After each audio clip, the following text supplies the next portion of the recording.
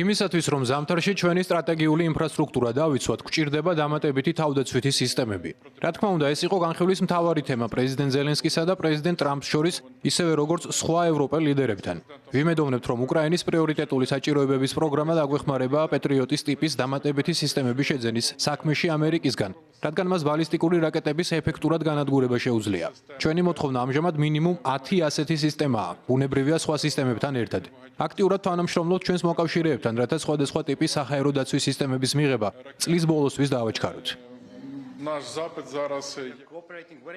ჩვენ მჭიდროდ თანამშრომლობთ დიდ ბრიტანეთთან, ასევე პრეზიდენტ ტრამპთან, რომელმაც რუსულ სანავთობე და ენერგეტიკულ კომპანიებს სანქციები დაუწესა.